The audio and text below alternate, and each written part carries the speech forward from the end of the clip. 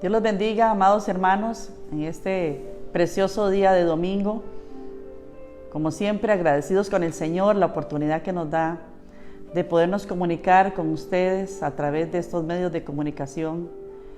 Quiero, antes que nada, darle saludo fraternal a nuestros hermanos que están siempre conectados con nosotros, poniendo sus comentarios.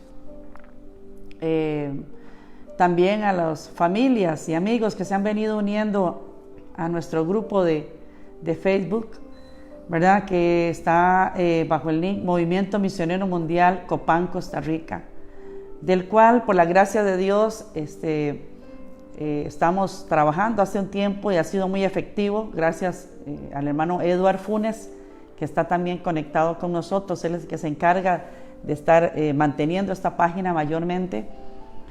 A los jóvenes, que ayer tuvimos también un culto por videollamada, fue una bendición utilizar también pues ese medio, ya que no nos podemos reunir, como sabemos, ¿verdad? Todavía, acatando siempre a las autoridades, Ministerio de Salud, en este caso acá en Costa Rica, para poder tratar de evitar, ¿verdad?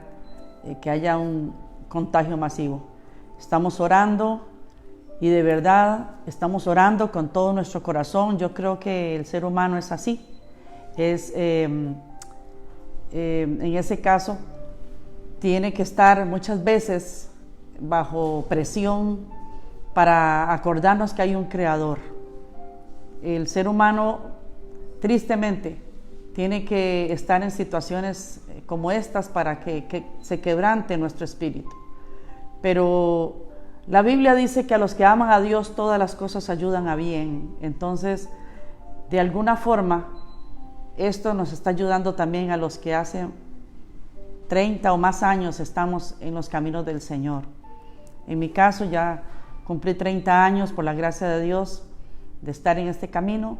Y déjenme decirle que estoy muy agradecida con el Señor hasta el día de hoy, porque el Señor solo bien nos ha hecho. A pesar de esta realidad, mi amado hermano y amigo que nos está escuchando, Dios está usando este medio. Dios está utilizando esta situación para que hoy nos acerquemos a Él. Hoy más que nunca vemos las profecías bíblicas cumpliéndose. Por ende, la iglesia del Señor debe estar en esa constante búsqueda, ya que estamos hacinados a nuestros hogares, en ayuno, en oración, en lectura bíblica, en preparación de mensaje, dando el mensaje, predicando, como les decía a los jóvenes ayer, a tiempo y fuera de tiempo. Pareciera que este es como afuera de tiempo, mas sin embargo es el tiempo de Dios. Para Dios esto no es oculto, no le es oculto al Señor esta situación, todo lo contrario, ya estaba en su palabra estipulado. Cuando leemos el libro de Apocalipsis, miramos que para el Señor ya todo lo que para nosotros no ha acontecido, ya aconteció. Amén. Así que estamos confiados en el Señor, porque tenemos un Dios del eterno presente. Ya Él está en el mañana, así que podemos estar confiados. Pero Él quiere que hoy tengamos un consejo de la palabra. Él quiere que hoy nosotros estemos confiados, estemos claros, porque hay cosas que no se dan como nosotros queremos. Porque si estamos en una continua búsqueda de ayuno y de oración, hay peticiones que no son contestadas. Entonces, el Señor inquietó mi vida y quisiera ir de una vez a la palabra del Señor, leer algunos versos para ustedes, en el nombre del Padre, del Hijo y del Espíritu Santo. Leo Primera de Juan 5, voy a leer varios versos. Primera de Juan 5, del versículo 13 al versículo 21, dice así la palabra del Señor. Estas cosas os escribo a vosotros que creéis en el nombre del Hijo de Dios, para que sepáis que tenéis vida eterna y para que creáis en el nombre del Hijo de Dios.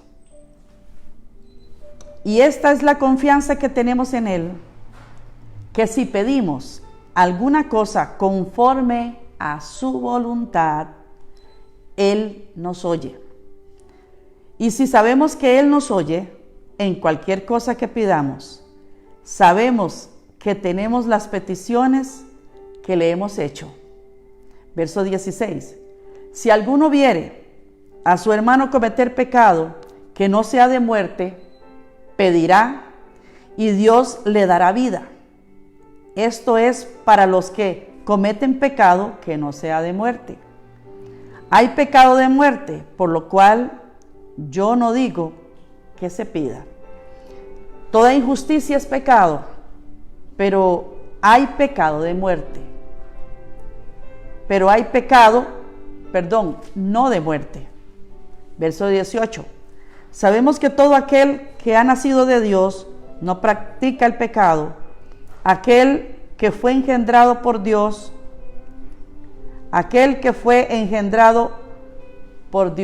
le guarda. Y el maligno no le toca.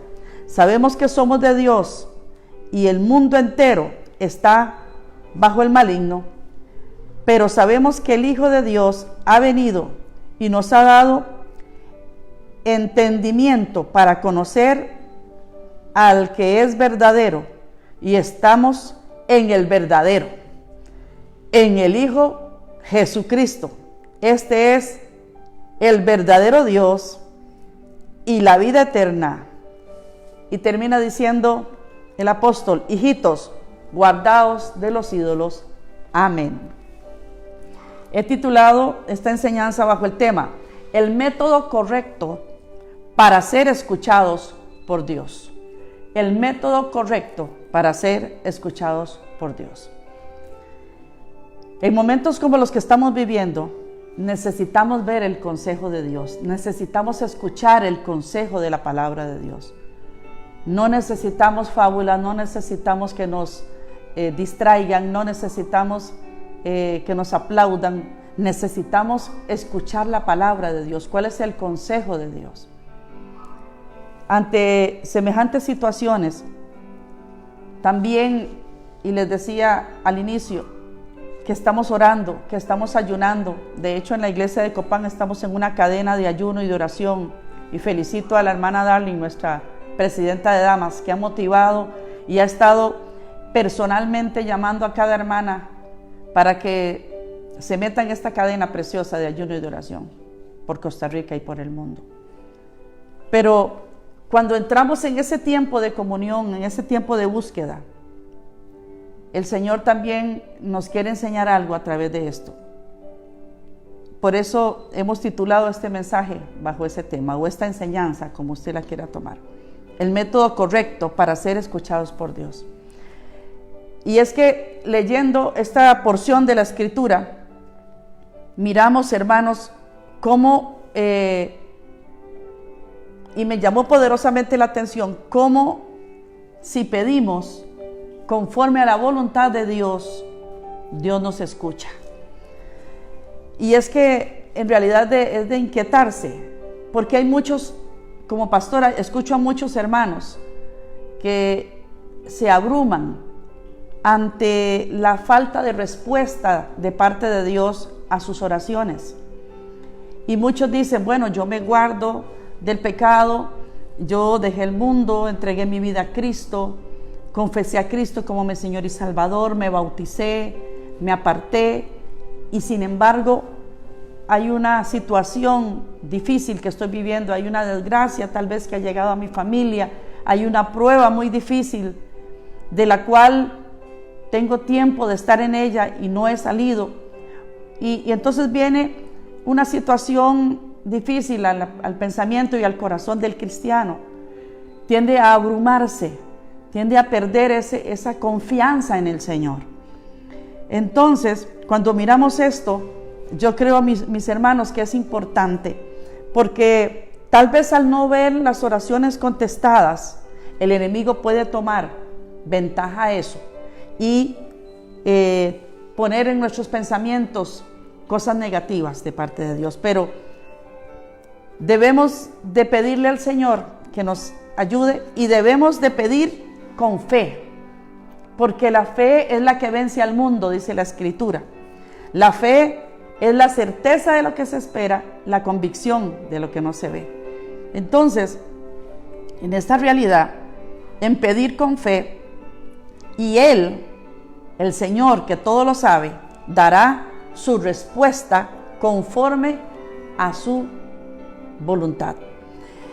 Leyendo y estudiando un poquito acerca de este texto, miraba en un comentario del Nuevo Testamento de William MacDonald, y dice algo tan interesante, que cuando sabemos que tenemos vida eterna, porque nosotros los que decimos que somos cristianos es porque hemos tenido una experiencia con Dios, hemos entregado nuestra vida a Cristo en determinado momento y confesamos que Jesucristo es el Señor, tenemos confianza, naturalmente estamos llenos de esa confianza sabiendo que somos hijos de Dios y que tenemos vida eterna, porque hemos abrazado eso con fe.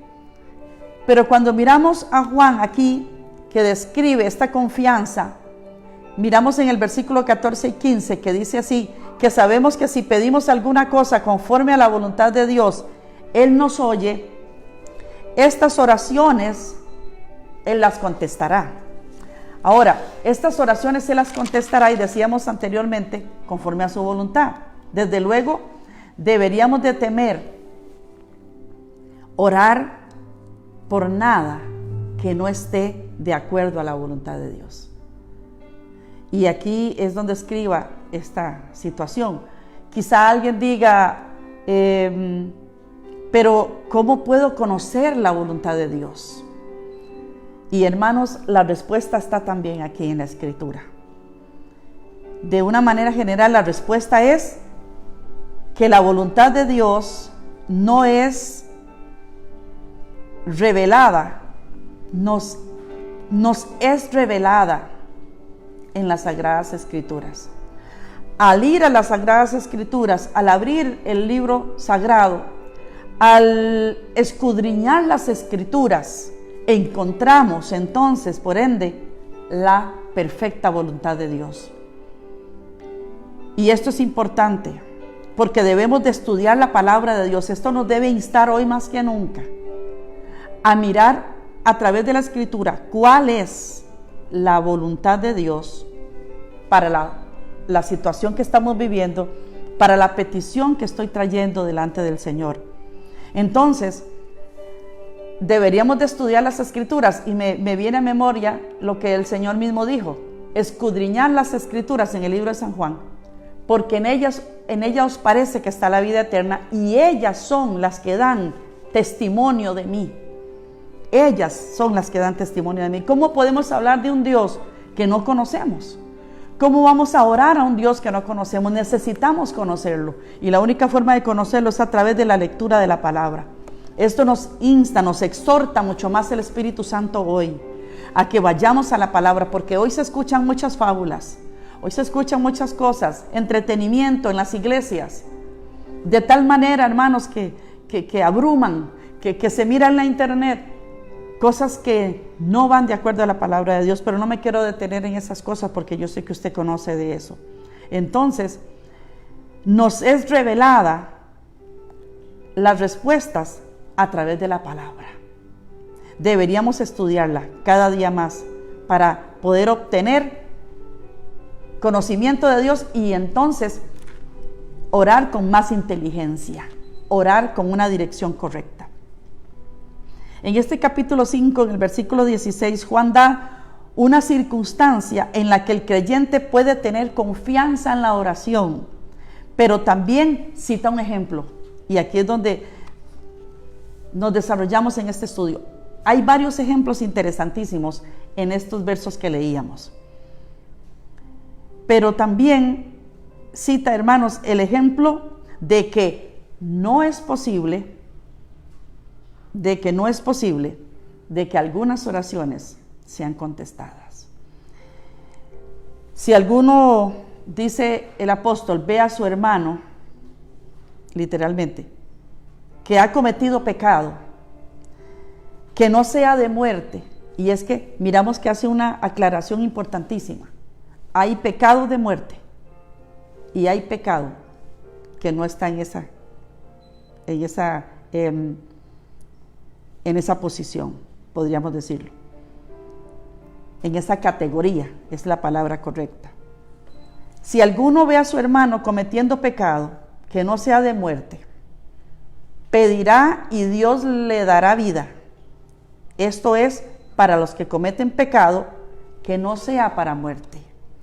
Aquí, hermanos, lo que describe es porque estaríamos perdiendo el tiempo, por decirlo de alguna manera, si oramos por alguien que pecó de esta manera tan grosera como le describe literalmente, que es un pecado de muerte, porque hay pecado de muerte definitivamente.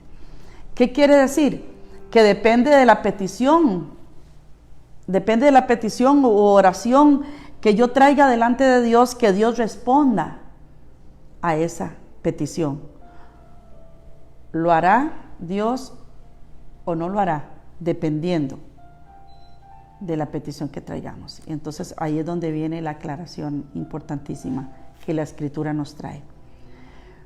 Porque cuando leemos, hermanos, el versículo 16, dice nuevamente: si alguno viere a su hermano cometer pecado que no sea de muerte, pedirá y Dios le dará vida. Esto es para los que cometen pecado que no sea de muerte. Y hace la gran diferencia, y hace un punto y seguido: hay pecado de muerte, por lo cual yo digo que no se pida. Pareciera contradictorio, ¿verdad, hermanos? Esto evidentemente se refiere, hermanos, a un caso en el que un cristiano observa a su hermano creyente llevando a cabo alguna actividad pecaminosa. No es un pecado de tal naturaleza que comporte que comprometa la muerte de esa persona. En este caso, también el creyente puede orar para restauración de la persona. Puede orar por la restauración de la persona, esa persona que peca. O sea, que Dios puede restaurar a aquellos que no pequen de muerte. Y aquí es donde quisiera, hermano, que yo sé que usted está en plena atención de lo que estamos predicando, pero escuche esto. Hay varios ejemplos.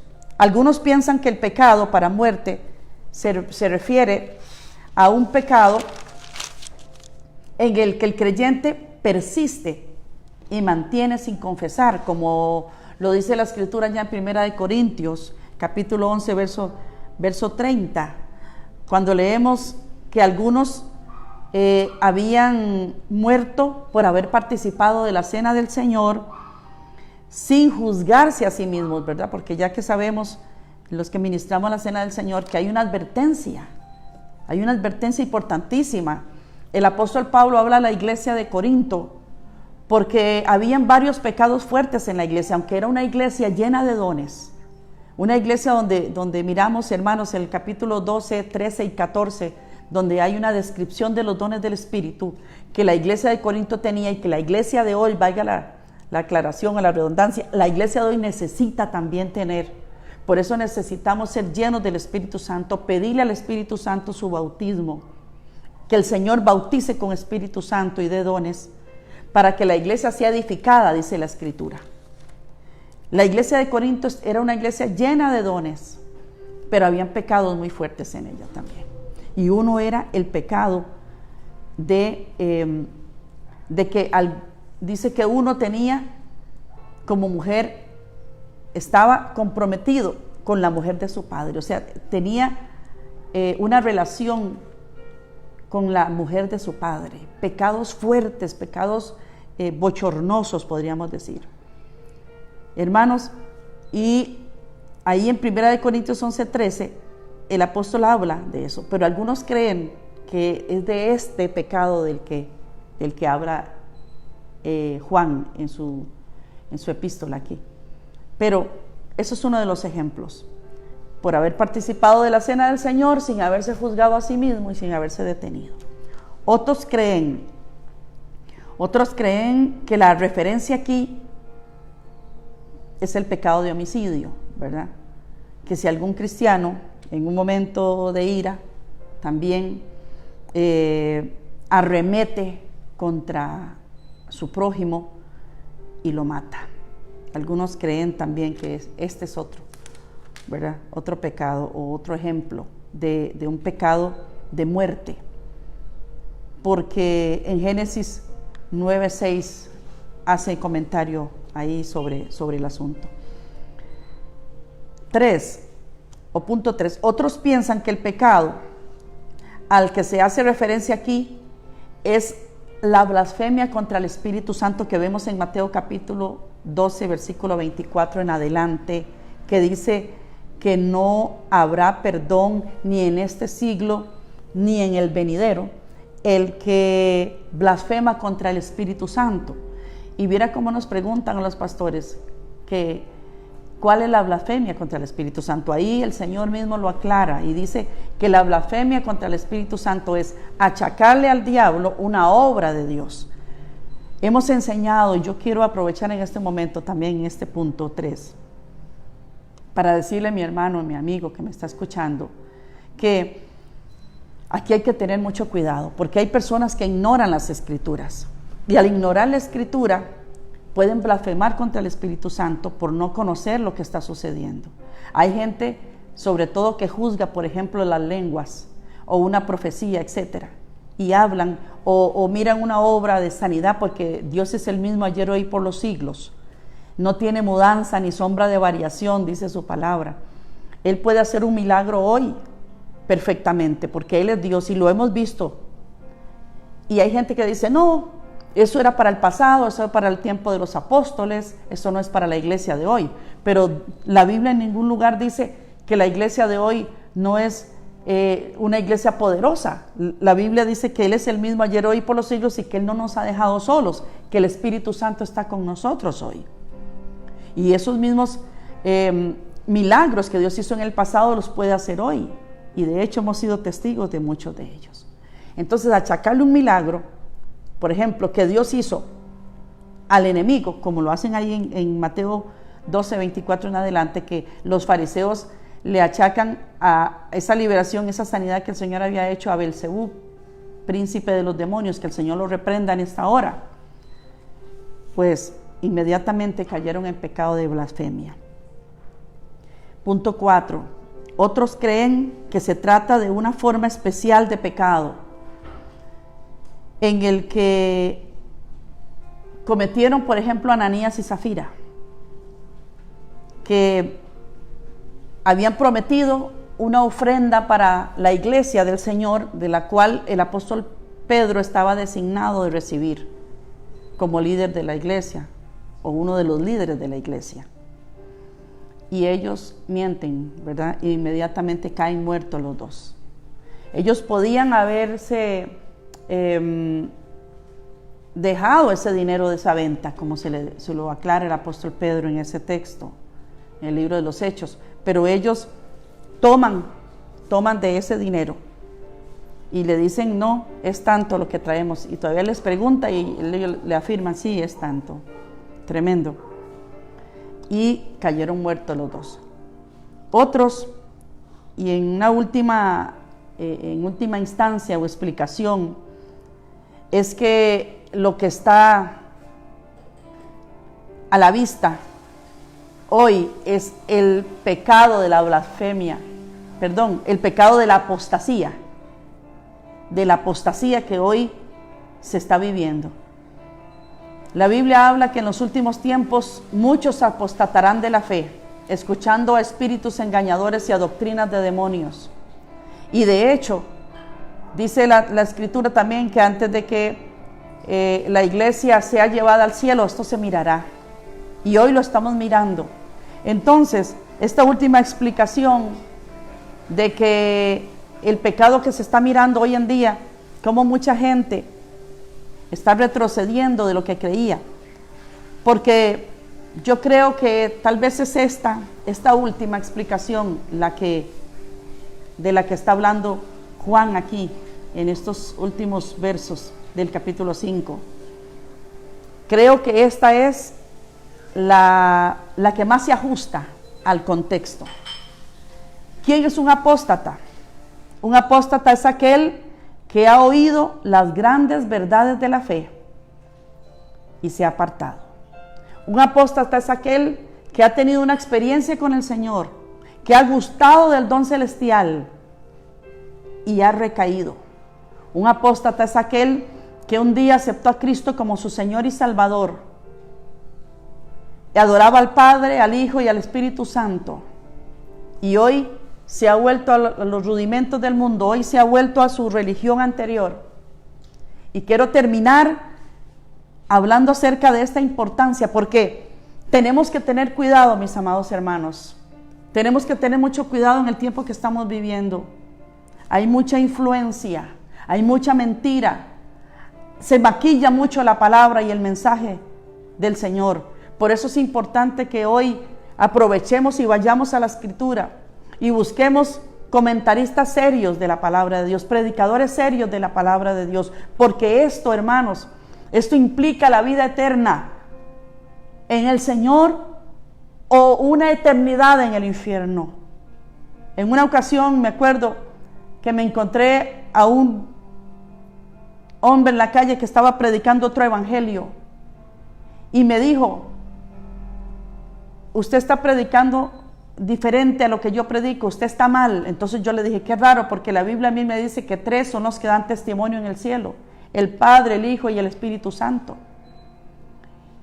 Y le dije: hay que tener cuidado con lo que enseñamos, porque no estamos pastoreando animalitos, estamos pastoreando almas que irán a una eternidad con Dios o a una eternidad en el infierno.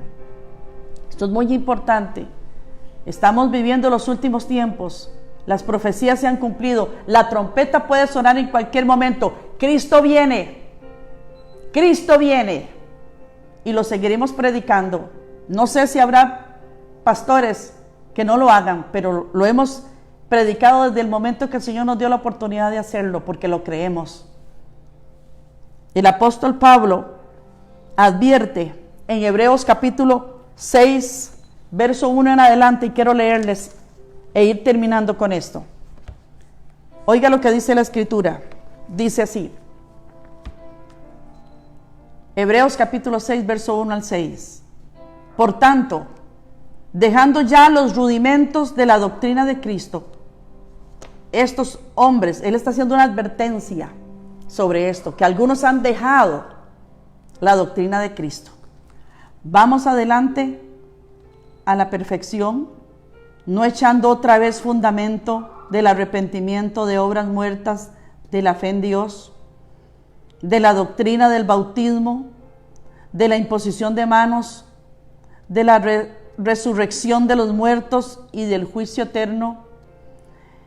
Y esto haremos si Dios en verdad lo permite, porque es imposible, oiga esto, que los que una vez fueron iluminados y gustaron del don celestial y fueron hechos partícipes del Espíritu Santo, y asimismo gustaron la buena palabra de Dios y los poderes del siglo venidero, y recayeron, sean otra vez renovados para arrepentimiento, crucificando de nuevo para sí mismos al Hijo de Dios y exponiéndole a vituperio. La palabra del Señor es muy clara. Es imposible que los que gustaron una vez del don celestial, los que una vez tuvimos la dicha de haber sido bautizados en aguas y bautizados por el Espíritu Santo, y hablamos en lenguas y profetizamos y conocemos la Escritura, vayamos a echar marcha atrás y darle la espalda al Señor. Mi amado amigo, yo quisiera en esta mañana invitarle para que usted haga una oración al Señor, junto conmigo, junto con todos los hermanos y amigos que están conectados con nosotros, para pedirle al Señor perdón si hemos cometido algún pecado que no sea de muerte. Porque si hemos blasfemado contra el Espíritu Santo a este nivel, de llegar a darle la espalda al Señor, a pisotear la sangre del Cordero, no tenemos otro sacrificio. Ya hubo un único sacrificio y bastó, más que suficiente, el del Hijo de Dios en la cruz del Calvario. Hagamos esta oración, reconcíliese con el Señor. Y si usted no ha aceptado a Cristo, venga a Cristo, venga al Señor, dígale: Señor, yo te pido que me perdones. Vamos a orar. Buen Dios y Padre Celestial, te damos gracias en esta mañana por tu amor, por tu bondad y por tu misericordia. He escuchado tu palabra, Señor, y yo te pido, Dios del cielo, que me perdones. Perdona mis pecados, borra mis rebeliones por amor de ti mismo. Lávame con tu sangre, escribe mi nombre en el libro de la vida, porque yo creo, dígalo, yo creo con mi corazón y confieso con mi boca que Jesucristo es el Señor. Sé el Señor de mi vida. Yo quiero honrarte a ti, Señor. De ahora en adelante, yo te pido, Señor, que me ayudes, que tu Espíritu Santo entre en mi vida, para que pueda yo, Señor, tener victoria sobre el pecado, en el nombre de Jesús.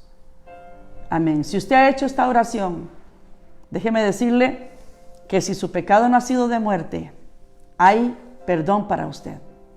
Hay restauración para su vida, para su casa, y hay promesas de Dios firmes para el día de hoy. Dios te bendiga mucho. Un abrazo a la distancia a todos los que nos han dado me gusta. Siga compartiendo esta página para que muchos alcancen escuchar el mensaje del Señor hoy más que nunca. Dios me los bendiga y nos seguimos viendo.